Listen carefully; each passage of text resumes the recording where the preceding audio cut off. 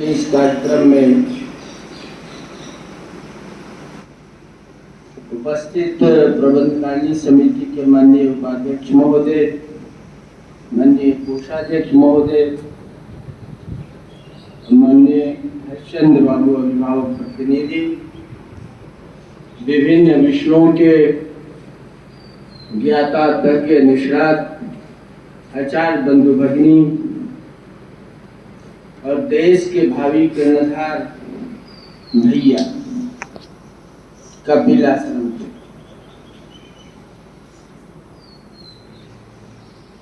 घंटों से यह कार्यक्रम चल रहा है। प्रधानाचार्य के विषय में चल रहा है, मेरे विषय में चल रहा है और आप सबों के द्वारा अपनी बातों को सुन करके ऐसा लगा मुझसे आपने जो अनुभव किया वो बोल रहे हैं या मेरे बड़ाई में बोल रहे हैं। ये तो आत्मचिंतन और आत्ममंथन का विषय है। मानव होने के नाते निश्चित रूप से दुर्गुण है। नायक का चरित्र खलनायक से ही, राम का चरित्र रावण से ही। हर आदमी में जितना गुण होता है उतना अवगुण भी होता है। पहाड़ की जितनी ऊंचाई है, देखने वाले बोलते हैं कि इतनी ऊंचाई है, लेकिन वहीं पर कोई बोलता है कि यहाँ इतना खाई भी है।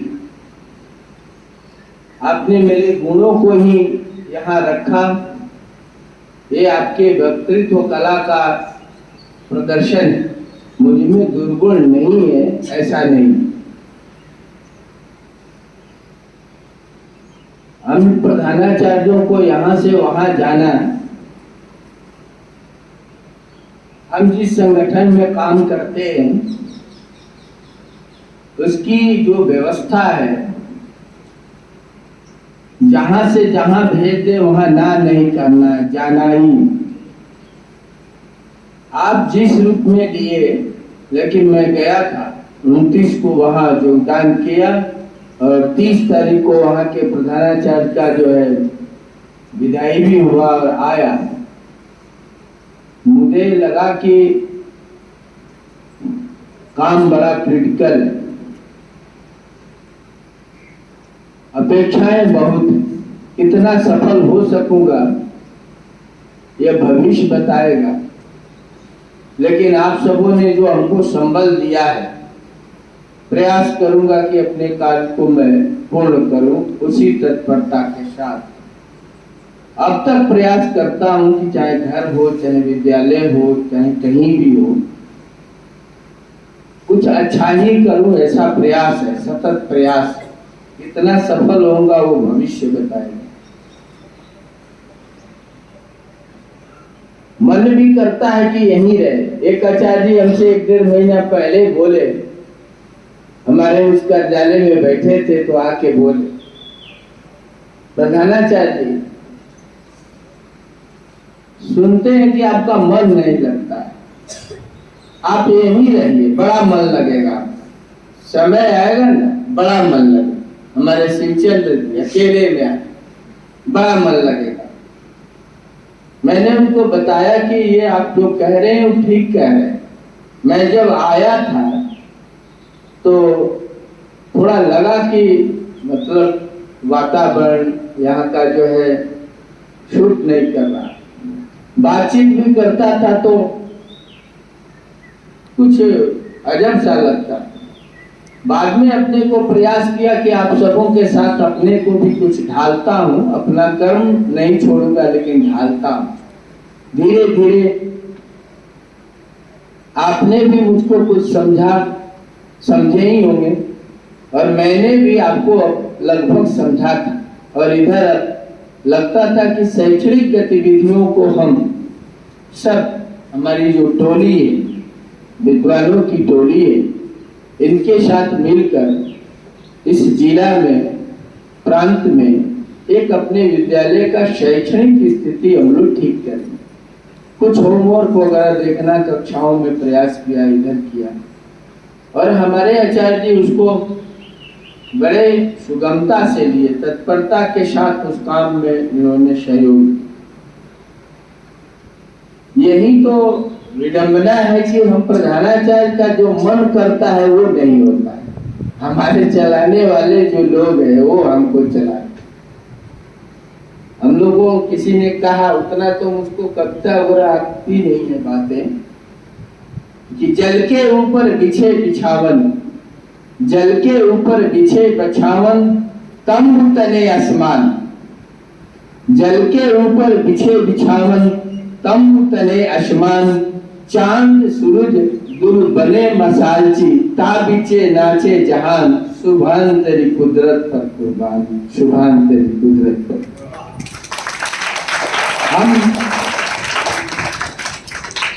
हम जो प्रधानाचार्य है, यहाँ हमारी स्थानीय समिति है, हमारे कार्यों का मूल्यांकन करती है और प्रदेश इसका व्यापक स्वरूप है। उनके पास भी 210 ऐसे विद्यालय हैं, तो जहां हमारी आवश्यकता महसूस होती है, चाहे हम प्रधानाचार्य हो चाहे आचार्य, सबको तैयार रहना चाहिए। आचार्य के लिए भी वही आचार्य नहीं मौजूद कि जहां हमारी आवश्यकता महसूस की जाएगी वहां हमें पहले कार्य की प्राथमिकता देनी है, जानी चाहिए। व्यक्तिगत कठिनाइयां होती है, इससे नहीं घबराना चाहिए। मैंने जो कुछ भी प्रयास किया, निश्चित रूप से इन भैया लोगों को पढ़ाना आसान है, लेकिन आचार्य को पढ़ाना कितना कठिन है, जो हमारे ही इतना योग्यता वो भी रखते हैं। लेकिन आपने हमको सम्मान दिया और मुझे जो कहना था स्वभाव, मन में ऐसी भावना नहीं थी। जिसे बोले ना हरिचंद्र बाबू कि नारिकेल समाकार, ये सज्जन का गुण है और दुर्जन का गुण है बद्रिकाकार। बद्रिका कहते हैं बैर के फल को। बैर जो है ना, वो नीचे उसका बीज कठोर होता है और ऊपर से जो है वो बहुत कोमल सुंदर दिखता है। और नारियल का जो फल है ऊपर से बहुत कठोर है, रूप भी नहीं है और अंदर बहुत कोमल। आप ठीक मुझे लगता है कि सोचे होंगे, कार्य के लिए जब बोलना है तो चाहे हमारे छात्रावास के भैया हो चाहे जो भी हो, तो वही बात बोलनी होती है जो एक प्रधानाचार्य को बोलना चाहिए। कर्तव्य पथ पर चलते हैं। मेरी सब बातें आपको कनखरी हो ऐसा नहीं हो सकती। तो हमारा विद्यालय अच्छा हो, हमारे भैया बहन अच्छा अंक लाए। हमारा मूल्यांकन का आधार तो कई है, लेकिन उसमें यह विद्यालय 10th और 12 दोनों बोर्ड का परीक्षा देता है, तो बोर्ड का परिणाम भी एक हमारा मानक है जिसका समाज मूल्यांकन करता है, प्रदेश भी करता है, अभिभावक भी करते हैं। इसको नकारा नहीं जा सकता। बोर्ड में कितने 90+ लाए, 80% कितने लाए, 70% कितना लाए, इसका प्रतिशत बढ़ना चाहिए। और प्रत्येक भैया बहनों से हमेशा ये आग्रह करना कि आप आगे बढ़ो और आगे बढ़ो और प्रयास करो। आप कर भी रहे हैं, ऐसा करना चाहिए। विद्यालय की गरिमा प्रतिष्ठा बढ़ेगी तो स्वतः हमारे भी कार्य संपादित होगा। और यहाँ प्रबंधकारिणी समिति के भी लोग हैं। आप भी सौभाग्यशाली हैं कि ऐसे प्रबंधकारिणी समिति, मैं तो 2.5 वर्ष रहा और जब जैसी व्यवस्था हुई मैंने आग्रह किया तो यही मिला कि आप काम कीजिए, आगे बढ़िए, अब व्यवस्था बनाइए, होगा। अब किसी भी विद्यालय का मतलब खर्च जो है आवश्यकता समय के अनुसार बढ़ते ही जाता है। तो हम लोग का जो अनुभव है कि हम जिस क्षेत्र में विद्यालय चलाते हैं वहाँ शुल्क 2 साल 3 साल पर एक बार 300-400 रुपया वृद्धि करेंगे तो सफल नहीं होता। प्रत्येक साल 10% ऐसे कुछ बढ़ाते रहिए जो आपके इंक्रीमेंट वगैरह और जो काम है वो होते रहेगा, इसको ध्यान में रखना चाहिए। क्योंकि घर को चलाने के लिए आर्थिक प्रबंधन भी बहुत जरूरी है। हम जितना कमाएं, प्रयास किया गया, लेकिन अभी आर्थिक संतुलन नहीं है। अब कुछ इस साल हुआ है कब आर्थिक संतुलन जब हमारे विद्यालय का हो जाएगा तो बहुत सारे कार्य सरल ढंग से सरलतया हम उसको पूर्ण कर लेंगे। और ये विद्यालय में ही नहीं, हमारे आचार्य को स्वयं के लिए भी, परिवार के लिए भी आर्थिक संतुलन बहुत जरूरी है। मन तो बड़ा चंचल है, इसको बांधना होगा हम लोग कि 10 रुपये है तो 8 रुपये में व्यवस्था चलाए, 2 रुपये रखे कल के लिए, कोरोना जैसे परिस्थिति के लिए। ये करना होगा। यदि ऐसा नहीं करेंगे तो कंटकाकिल मार्ग होगा, इसको ठीक करना होगा। किए भी हैं लोग, कई आचार्यों के घर भी जाने का मौका मिला, सेवकों के यहाँ भी मिला, गया भी। ये विद्यालय में एक है कि सेंटर बहुत पड़ता है परीक्षा का, 3-4 महीना तो सेंटर में ही लग जाते हैं हम लोग। तो ठीक है, प्रशासन से हम अलग नहीं है, उसको करना चाहिए। लेकिन हम लोग पिछले साल से प्रयास किए तो एक ही मैट्रिक का चाहे इंटर का एक ही सेंटर पड़ा। ये प्रयास होते रहना चाहिए, माने न माने अगले का काम है, हमारा प्रयास होते रहना चाहिए। इसी व्यस्तता में मैं आचार्य दिन से भी आग्रह करता हूं कि इन बच्चों को ध्यान दीजिए और अपने भी संतान है ना तो उनके लिए भी ध्यान देना, 1 घंटा उन पर देना। ये बहुत है तोबा, रात दिन इससे बचना। और अपने बालकों पर भी 1 घंटा अगर वो स्वाध्याय में है तो जरूर लगना चाहिए। पढ़ रहे हैं कि नहीं, क्या कर रहे हैं, कैसे कर रहे हैं। आचार्य के लिए यह भी जरूरी है कि हम एक कैंपस के आचार्य नहीं है, हम समाज के आचार्य। और समाज हमारा घर का भी मूल्यांकन करता है, हमारे भी बाल बच्चे ठीक हो, ये ध्यान रखना है। हम दूसरे आश्रम में जाते, कल ही लौटे तो सदापुर अपना विद्यालय है, वहां के आश्रम में गया, उन बच्चों से मिला, अपने भी बच्चों को देखता हूँ, इनको भी बोलता हूँ। जो बातें, जितना ज्ञान है उतना विषय रखने का प्रयास हम लोग करते हैं, करते रहेंगे। और मैं बातें तो ये सब बोल सकते हैं बहुत, मैं इतना कहूंगा कि आपने मुझको झेला इतना दिन, मेरी मधुर वाणी को आपने झेला, मेरे कार्य को झेला, समय पालन के लिए झेला। जो जो आप बात कह रहे हैं, मैं आपसे ये जरूर कहता हूं कि इसमें कहीं ये भावना नहीं है कि हमको आज अमुक जी को कुछ कहना है। तो जिस दिन मैं खड़ा रहा, झेला, तो जो भी आए सब लोग मुझको झेले, सब लोग झेले, चाहे सीनियर हो चाहे जूनियर हो, सब लोग झेले। तो मैं अपने को भाग्यशाली मानता हूं कि मुझको भी मानने वाले लोग हैं। मैं भी बहुत बेकार नहीं तो अपने मधुर वाणी के चलते पग पग पर कठिनाई झेलता हूँ, चाहे संगठन हो, समाज हो, घर भी हो। घर से भी जो लोग जुड़े हो जानते हैं। ये जो प्रयोग बताया कि आप एक दिन बिना खाए आ जाइए, देखिए क्या कदर है, आचार्य जी बोल रहे थे, ये मेरे यहाँ भी प्रयोग होता है। खाना रखा हुआ है सेंटर टेबल पर और समय हो गया, रोशन आ गए गाड़ी लेके, तो ठीक है, अभी इच्छा नहीं है, बाद में कर लेंगे, भेज देंगे। किस लिए कि हम यदि विलंब जाएंगे तो हमारे भैया बहन और आचार्य को कौन देखेंगे, हम रहेंगे तभी नहीं देखेंगे। इसलिए सत्य थोड़ा कठोर होता है, लेकिन परिणाम बड़ा सुखद होता है। हम लोगों को जो अनुभव, परिणाम उसका भविष्य बड़ा और अस्थायी, उसका अस्थायित्व रहता है। वो है ना, शिला लिखितम अक्षरम जले लिखितम अक्षर। पत्थर पर जो लिखे जाते हैं ना, वो सदियों तक उसको आने वाले पढ़ते, और जल पर जो लिखते हैं ना, तुरंत मिट जाता है। तो कोई पत्थर पर लकीर खींचने वाले हमारे आचार्य हैं, और ये काम सरल नहीं होगा। जल पर लिखना आसान है, पत्थर पर लिखना बड़ा कठिन है। इसलिए थोड़ा कठोर होना होगा, थोड़ा हाथों में मजबूती आएगी, वाणी में कठोरता आएगी, और व्यवहार में भी हो। इसका मतलब नहीं कि हम किसी को बोल रहे हैं तो किसी का आलोचना कर रहे हैं, किसी का ये कर रहे हैं, ऐसा नहीं करना है।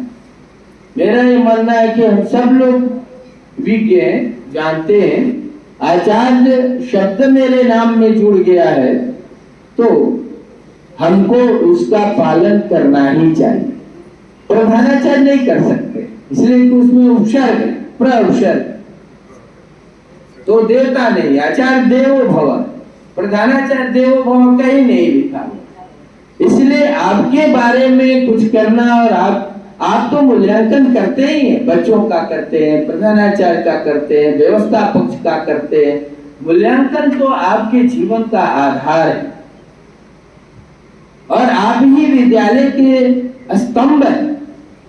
जिस विद्यालय को वहां के आचार्य चाह दिए कि बन जाएगा, उसको कोई रोक नहीं सकते। ये जो भी स्वरूप दिख रहा है, आपके बदौलत दिख रहा है, आपके तपस्या का, आपके कर्म का प्रभाव है। आज ना आप इस रूप में हैं। आज से 20-25 वर्ष विद्यालय कई जगहों पर बैठा तो सुना, तेघड़िया में चलता था, क्या स्वरूप था, यहाँ आए तो क्या स्वरूप था। हमारे पुराने जो आचार्य हैं वो जानते, दादी नानी की कहानी जैसे कभी कभी सुनना चाहिए कि विद्यालय कैसा था, कितना कंटकाकीर्ण मार्ग, कितना व्यवस्था पक्ष कठोर था। इस सब बात, सभी विद्यालयों के पीछे इतिहास है। आज जो इस रूप में है, आज के आने वाले को भी समझना कि ऐसे नहीं बन गया होगा, बहुत लोग इसमें तपे हैं, तपाए गए। तो याद रखना कि मुझसे कोई ऐसी भूल नहीं हो जाए। हो सके तो इसकी उपलब्धियों में 1-2 आयाम जोड़ देना, और नहीं हो सके तो इसको हरास करने का मेरा कोई दायित्व नहीं। जो है उसको बरकरार जरूर रखना।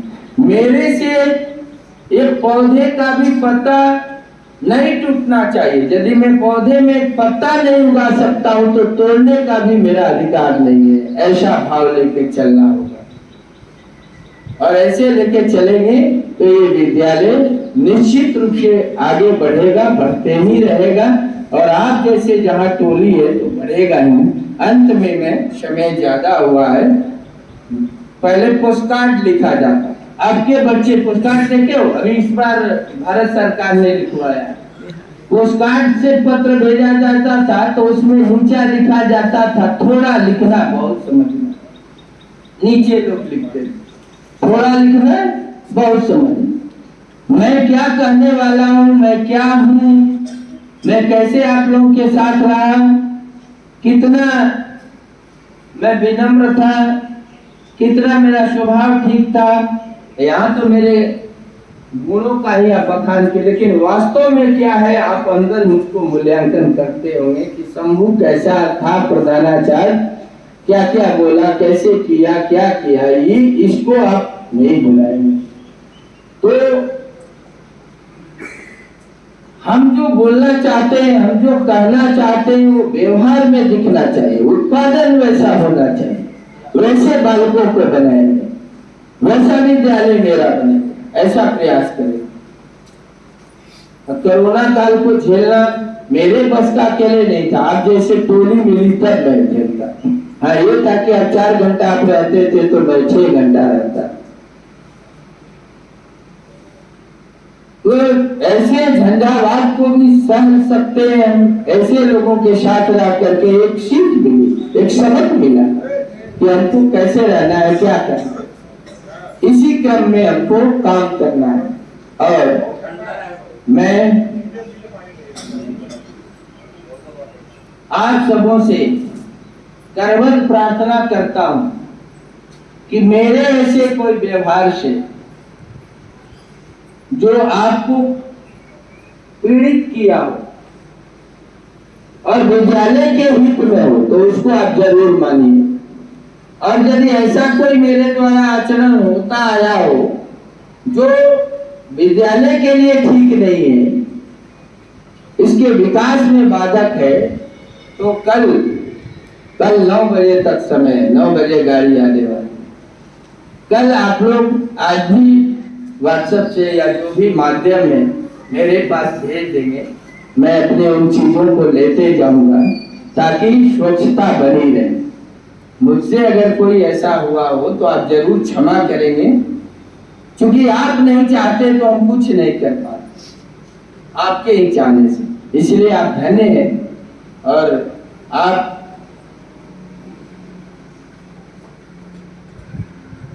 वो आशीर्वाद हम क्या दे सकते हैं। मैं यही बताया कि आप आचार्य देवो भव, आप सर्व गुण संपन्न हैं, सभी विषयों के ज्ञाता है और क्या करना है आप जानते हैं, बखूबी जानते हैं। करते रहना है, आगे बढ़ते रहना है। हम तो जानते हैं कि हम आचार्य को उतना ही मिलता है धन, जितना से कि हमारा काम कोई रुकेगा नहीं है, भीख मांगना छूटेगा नहीं, उतना मिलता है। अपने पैसे से काम होगा, समय पर नहीं। लेकिन हम लोग सौभाग्यशाली है कि हम लोग को जो भी मिलता है समय से मिल जाता है। इसलिए अर्थ बहुत जरूरी है, लेकिन सब कुछ अर्थ है ऐसा नहीं है। कई छोटे भी विद्यालय, वहां जाने पर वहां के आचार्यों को देखने के बाद लगता है कि वास्तव में जीवन हमसे बहुत कटकाके अवस्था में है, ये जी रहे। देख करके भी सबक लेना, लर्निंग बाय डूइंग, करके सीखना। थोड़ा निकलिए किशनगंज इस प्रांगण से भी कभी कभी निकलिए, छोटे विद्यालयों को भी देखिए, आचार्यों को देखिए, और देखने से क्या होगा कि प्रत्यक्ष उसका अनुभव होगा। ऐसा ध्यान नहीं करना। फिर मैं अपनी अंतिम बात रखते हुए, आप सब हमेशा याद रहें, कई आचार्य जी बोले कि नींद नहीं, ये भी मेरे लिए है कि अब आपके घर के लोग क्या सोचे होंगे कि कैसा प्रधानाचार्य है कि सज्जन जी को नींदें नहीं रात भर आई, मेरे पापा जी नहीं सोए, मेरे पति नहीं सोए। ये तो मेरे ऊपर सोचता हूँ, दूसरे एंगल से सोचता हूँ कि इस रूप में भी कोई सोचते होंगे, हो सकता है, कैसा व्यक्ति। ऐसे बहुत सारे गुण अवगुण होते हैं, याद आप रहेंगे, निश्चित याद रहेंगे। आप तो आचार्य हैं और इतना दूर रहते हुए भी जिस झंझावात को आप लोगों के साथ मैंने व्यतीत किया वो आपके बल पर, आपके बल पर। और मेरी कठोर वाणी को आप ध्यान मत देंगे, ये मेरा स्वभाव है, जन्मजात गुण को छूटते नहीं। ये कहीं आप कभी मिलेंगे तो ऐसे सब लोग कहते हैं, इसलिए मेरा कोई इसमें दोष नहीं। अगर किसी को मैं कुछ भूल दिया हो तो आप उसको अन्यथा नहीं लें। आचार्य हैं, जरूर आप बच्चों को जैसे माफ करते हैं, देवता है तो हम लोग को भी ये करेंगे। लेकिन ध्यान रखना है कि मैं क्या करता हूँ, कितना करता हूँ, किसके लिए आता हूँ, नहीं किया तो क्यों नहीं किया, और सबको क्यों नहीं देखा, सब पर सम दृष्टि होनी चाहिए। कक्षा कक्ष में जितने भैया बहन है उसका विकास हो, ऐसा प्रयास करें। और आपके प्रयास से, आपसे भी मैं बहुत कुछ सीखा। समय ज्यादा मैं नई विषय रखना चाहता हूँ, उसको मैं आगे दूसरे विद्यालय में जाऊंगा और जो चीजें मुझे लगता है कि यहाँ से सीखा हूँ उसको जरूर मैं वहाँ प्रयोग करूंगा। ये ध्यान में रखना है। इन्हीं शब्दों के साथ फिर से एक बार आपको करवट, भैया बहन से टकले कर लिया नहीं, भैया लोग से आश्रम के आप भी पढ़ते रहे और जीवन में आगे बढ़े। जो आपने लक्ष्य तय किया हो, ये आचार्य परिवार की ओर से मेरे तरफ से आपको शुभाशीष है कि आप जरूर अपने लक्ष्य को जो मन में रखे हो, ऐसे कार्यक्रमों में जो भागीदारी होते हैं और जो लक्ष्य अपना संकल्प के साथ तय करते हैं वो पूर्ण भी होता है, निश्चित रूप से पूर्ण होता है। आप पूर्ण करेंगे। और इन्हीं शब्दों के साथ मैं अपने वाणी को विराम देता हूँ। आपके ही साथ हूँ, आपके ही परिवार में हूँ। कहीं भी आचार्य हैं, बहुत सारे लोग का मोबाइल है, कुछ लोग का दो दो भी मोबाइल है। कभी कभी जो है हमको जो आप मोबाइल दिए हैं तो वो जो फोन लगाता था कोरोना काल में तो लगभग न कह कि सेवे में नहीं, ये नहीं वो नहीं। फिर पूछता था कि संतोष जी अमुक आचार्य जी का ये नंबर है नहीं लग रहा, ये कोई